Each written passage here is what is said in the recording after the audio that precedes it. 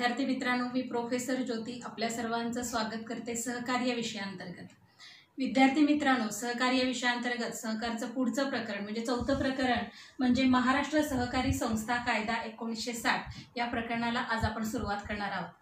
विद्यार्थी मित्रांनो, महाराष्ट्र सहकारी संस्था कायदा 1960 हा 1960 मध्ये जरी अस्तित्वात आला तरी हा संस्था कायदा अस्तित्वात येण्यामागे बरेच कायद्याअंतर्गत स्थित्यंतर झालेले आपल्याला दिसून येतात आणि ती स्थित्यंतरे नेमकी काय झालेली आहेत हे पहिल्यांदा आपण पाहणार आहोत। थोडक्यात काय तर हा कायदा अस्तित्वात येण्यापूर्वी या कायद्याचा नेमका इतिहास थोडा काय आहे ते थोडक्यात आज आपण पाहणार आहोत। तर आपल्याला माहिती आहे की भारतीय सहकारी चळवळ आणि तिचा उगम हा 1904 मध्ये झालेला आपल्याला दिसून येतो। भारताच्या बाबतीत बोलायचं झालं तर भारतातील जी काही सहकार चळवळ आहे ती सरकारतर्फे चालवलेली सहकार चळवळ आहे। म्हणजे भारतीय सहकार चळवळ रुजवण्यामागे सरकारने प्रयत्नांची शिकस्त केली होती असं म्हटलं तर वावगं ठरणार नाही आणि त्यामुळे भारतातील सहकार चळवळ ही आर्थिक आणि सामाजिक परिस्थितीतून निर्माण झालेली सहकार चळवळ आपल्याला दिसून येते। 1882 मध्ये मद्रास प्रांतीय सरकारने सहकाराच्या माध्यमातून ग्रामीण समस्या सोडवता येतील का अशी एक संकल्पना मांडली आणि 1882 मध्ये या मद्रास सरकारने राज्यातील शेतीसाठी सहकारी बँक स्थापन करण्याच्या शक्यतेचा अभ्यास करण्यासाठी सर फ्रेडरिक निकोल्सन यांना युरोपला पाठवले।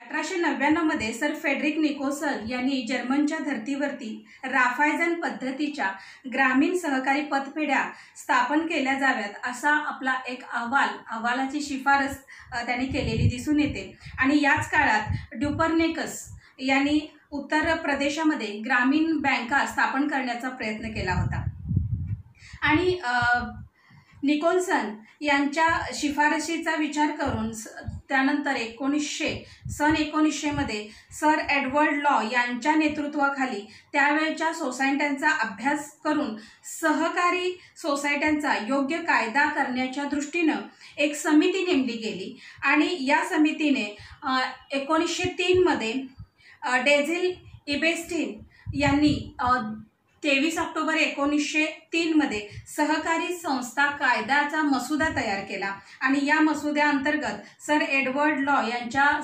समितीच्या शिफारसीनुसार सहकारी पतसंस्था कायदा 1904 याची स्थापना झाली म्हणजे निर्मिती झाली आणि भारतात पहिला भारतीय सहकारी कायदा अस्तित्वात आला। आता 1904 हा जरी पहिला सहकारी कायदा अस्तित्वात आला असला तरी या कायद्याअंतर्गत अनेक दोष असलेले दिसून येतात। त्यामुळे पुढच्या 6 ते 7 वर्षातच या कायद्यामध्ये अनेक सुधारणा केलेल्या आपल्याला दिसून येतात आणि या कायद्यातील उणिवा दूर करण्यासाठी 1912 मध्ये भारतातील दुसरा सहकारी कायदा अस्तित्वात आला। आता हा कायदा जेव्हा अस्तित्वात आला त्यावेळेला 1904च्या कायद्यातल्या बऱ्याच तरतुदी आहेत तशा ठेवून त्यामध्ये काही दुरुस्त्या सुचवून 1912चा कायदा अस्तित्वात आला आणि त्यानंतर 1919 मध्ये सहकार चळवळ ही केंद्र सरकारकडून राज्य सरकारकडे वर्ग करण्यात आली आणि त्यानंतर सहकार हा केंद्राचा विषय न राहता तो राज्यांचा विषय बनला आणि त्याप्रमाणे महाराष्ट्राच्या बाबतीत बोलायचं झालं तर मुंबई सरकारने मुंबई प्रांताकरिता मुंबई सहकारी कायदा 1925 या कायदा पास केलेला आपल्याला दिसून येतो।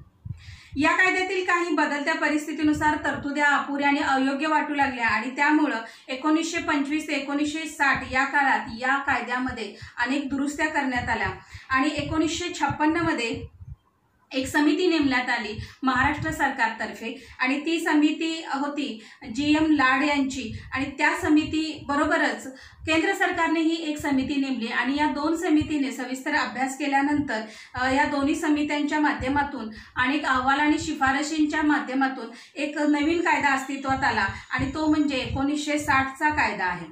आता 1960 साली या नवीन कायद्याला मंजुरी देण्यात आली आणि 1961 साली महाराष्ट्र राज्याच्या माननीय राज्यपालांनी त्यास मंजुरी दिली पण 26 जानेवारी 1962 नंतर या कायद्याची अंमलबजावणी करायला सुरुवात झाली। म्हणजे हा कायदा ओळखताना मात्र 1960चा कायदा म्हणून ओळखला जातो पण प्रत्यक्षात मात्र याची अंमलबजावणी 26 जानेवारी 1962 पासून करण्यात आलेली आपल्याला दिसून येते।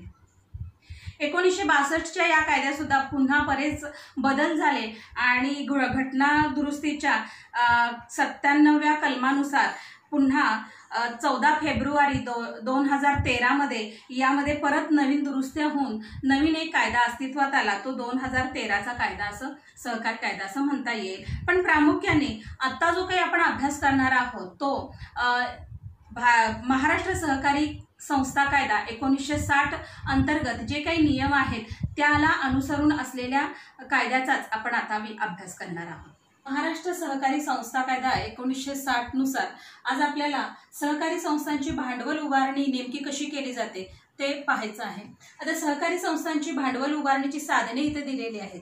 तर सहकारी संस्थांची भांडवल उभारणी हा अत्यंत महत्त्वाचा घटक आहे। आता बघा, कुठलीही संस्था असू दे, व्यापारी संस्था असू दे, या सगळ्यांना भांडवलाची नितांत आवश्यकता असते। भांडवलाविना व्यवसाय करता येत नाही। तर सहकारी संस्थेला सुद्धा भांडवलाची गरज असते। दैनंदिन कामकाज करण्यासाठी, सभासदांना कर्ज पुरवठा करण्यासाठी किंवा कृषी क्षेत्रातले देणीघेणी आवक जावक करण्यासाठी किंवा जीवनावश्यक वस्तूंचा पुरवठा करण्यासाठी असे वेगवेगळ्या कारणांसाठी सहकारी संस्थांना भांडवलाची आवश्यकता असते आणि हे भांडवल कसं उभा करायचा हा महत्त्वाचा मुद्दा असतो।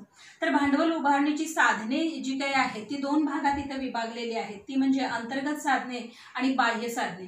आता अंतर्गत साधनांचा आपण सुरुवातीला विचार करणार आहोत, त्याचा सविस्तर अभ्यास करणार आहोत आणि नंतर आपण बाह्य साधनांच्याकडे वळणार आहोत। आता अंतर्गत साधने म्हणत असताना ही अंतर्गत साधने ही अशी साधने असतात की जी त्या सहकारी संस्थांना आर्थिक स्थैर्य प्राप्त करून देतात। ही अंतर्गत साधने अत्यंत महत्त्वाची असतात कारण या साधनांच्या द्वारे ही सहकारी संस्था कायमस्वरूपी किंवा दीर्घ मुदतीसाठी भांडवल उभा करणार असते आणि त्यामुळे हक्काचं भांडवल मिळवण्याचा हा एक स्रोत असतो आणि त्या कारणासाठी हे जे काही अंतर्गत भांडवल असतं हे प्रामुख्याने या सहकारी संस्थेचे सभासद जे असतात यांच्याकडून गोळा केलं जातं आणि ते गोळा करत असताना वेगवेगळ्या मार्गाने या सहकारी संस्था या अंतर्गत भांडवल गोळा करत असलेलं आपल्याला दिसून येतं। आता हे अंतर्गत भांडवल सभासदांकडून गोळा करणं हे सहकारी संस्थांना म्हणजे स्वस्त पडतं कारण हे भांडवल त्यांचं हक्काचं असल्या कारणाने आणि ते दीर्घकाळ वापरता येतं। जोपर्यंत सभासद आपलं सभासदत्व रद्द करत नाही तोपर्यंत हे भांडवल सहकारी संस्थांच्याकडे राहतं आणि त्यामुळे ते त्यांना दीर्घकाळ वापरता येतं आणि त्यामुळं हे जे काही अंतर्गत घटक आहेत किंवा अंतर्गत साधने आहेत ही साधने अत्यंत महत्त्वाची ठरतात। आता अंतर्गत साधनांमध्ये पहिलं जो काही भाग आहे तो म्हणजे भाग भांडवल। आता भाग भांडवलाच्या माध्यमातून सहकारी संस्था या अंतर्गत साधनांच्या म्हणूया थोडक्यात की माध्यमातून आपली भांडवल उभारणी करत असतात। आता भाग भांडवल याला आपण शेअर कॅपिटल असं म्हणतो। भाग भांडवल हा प्रमुख वित्तीय स्रोत आहे असं म्हणायला हरकत नाही। आता भाग भांडवल म्हणजे काय तर सहकारी संस्थेला लागणारे एकूण भांडवलाचे वेगवेगळे छोटे छोटे भागात रूपांतर केलं जातं किंवा छोट्या अंशात रूपांतर केलं जातं आणि त्या प्रत्येक भागाला किंवा अंशाला शेअर असं म्हटलं जातं किंवा भाग असं म्हटलं जातं आणि या भागांची विक्री ही सभासदांना केली जाते। जो व्यक्ती ह्या सहकारी संस्थेचे भाग खरेदी करतो त्याला भागधारक असं म्हटलं जातं आणि या भागधारकांना भागांची विक्री करून म्हणजे सभासदांना भागांची विक्री करून भाग भांडवल गोळा केलं जातं। हे भाग भांडवल गोळा करत असताना त्या प्रत्येक भागाची एक दर्शनी मूल्य ठरलेलं असतं म्हणजे ती किंमत किती ठरवायची हे त्या सहकारी संस्थेच्या पोट नियमांमध्ये नमूद केलेलं असतं आणि त्यानुसार त्या प्रत्येक भागाची किंमत ठरत असते आणि सभासद ते भाग खरेदी करत असतात। आता सभासदांनी किती भागाची खरेदी करावी तर कलम 18 प्रमाणे सभासद म्हणजे एकूण भाग भांडवलाच्या 1/5 किंवा 5 लाखापेक्षा अधिक भाग भांडवल कोणताही सभासद खरेदी करू शकत नाही। पण हाच नियम मात्र राज्य सरकार, जिल्हा परिषद किंवा पंचायत समिती यांच्या बाबतीत मात्र अपवाद ठरतो।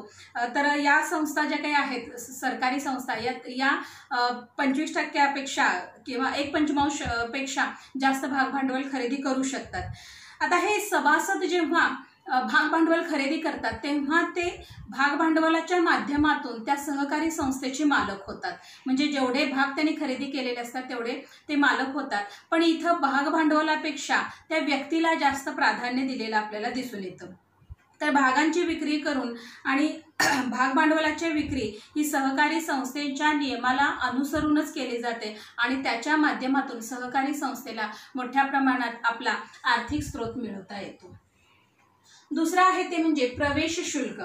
आता ज्या वेळेला एखादा सभासद सहकारी संस्थेचा सभासद होऊ इच्छितो त्यावेळेला त्याच्याकडून प्रवेश अर्ज भरून घेतला जातो आणि या प्रवेश अर्जाची जी काही शुल्क आहे त्या आपल्याला प्रवेश शुल्क असं आपण म्हणतो आणि त्याच्या माध्यमातून बरीच रक्कम गोळा केली जाऊ शकते।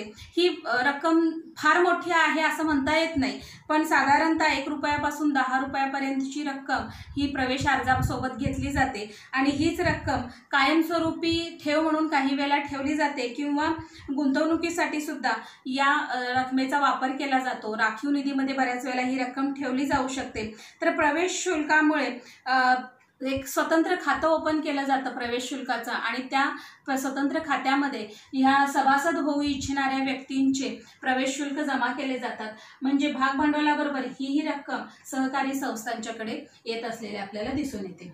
पुढचं आहे ते म्हणजे राखीव निधी। आता राखीव निधी म्हणजे काय, तर सहकारी संस्थांना होणारा फायदा, या फायद्यामधली एक ठराविक रक्कम त्या सहकारी संस्थांना प्रत्येक वर्षी बाजूला काढावी लागते आणि त्या रकमेला आपण राखीव निधी असं म्हणतो।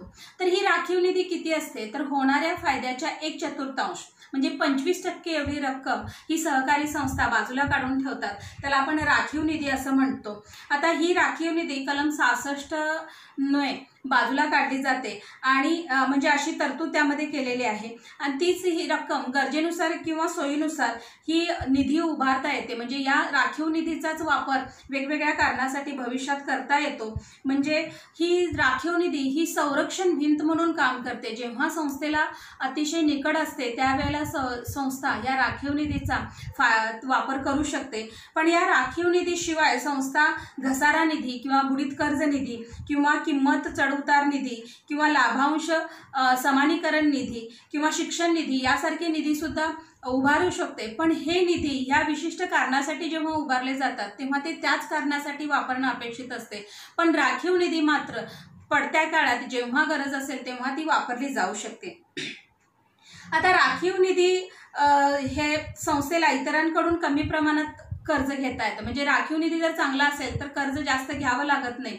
ज्या संस्थेचा राखीव निधी चांगला आहे त्या संस्थेची आर्थिक परिस्थिती चांगली आहे असं समजलं जातं आणि त्यामुळे जास्तीत जास्त संस्था हा राखीव निधी जास्त ठेवण्याचा किंवा सुरक्षित ठेवण्याचा प्रयत्न करतात।